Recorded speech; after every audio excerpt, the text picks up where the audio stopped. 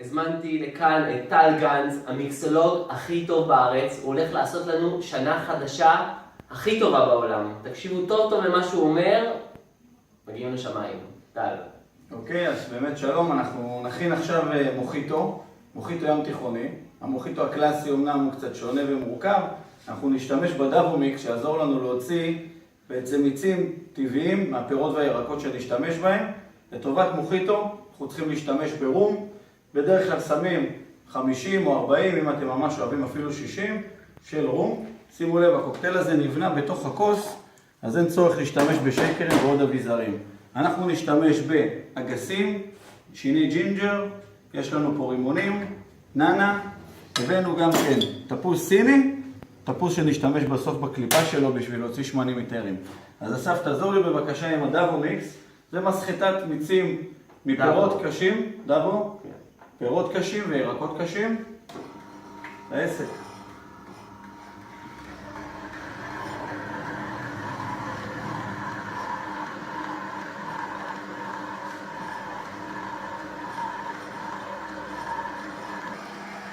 אוקיי, אנחנו שמים את הננה ורימון, 2 כפיות.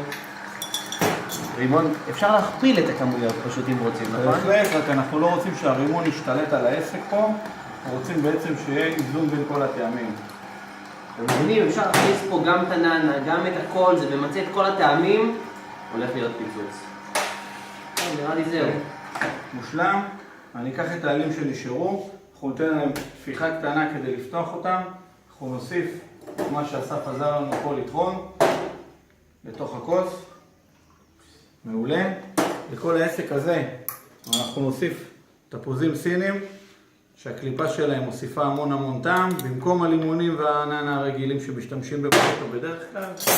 לכל העסק הזה אנחנו מוסיפים קרח כמובן, אוקיי?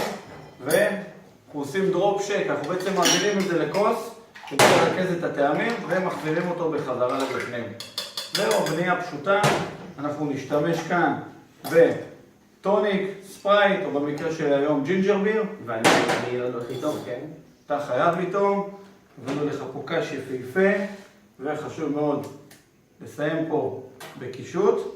הכנתי לך טעם אחרון חזק, כמו שאמרתי לך. אנחנו ניקח פה קליפה של תפוז, יש לה שמנים איתרים, יש לו טעם מאוד דומיננטי, אנחנו נשפריץ אותם על הקוקטייל ונטמיע את זה בפנים. אתם מבינים למה זה המיקסולוג הכי טוב בארץ? חכו, יש עוד כמה כאלה. בבקשה.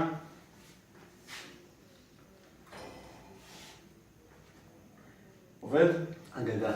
תקשיבו, זה אגדה, אני לא צוחק. פשוט וקל, אם אתם רוצים לעשות כמויות יותר גדולות, פשוט מאוד, לפי הכמות הזאת, תשימו מה שאתם יותר אוהבים. יותר לימון, יותר אגס, יותר לימון, תהנו מהקוקטייל. בבקשה.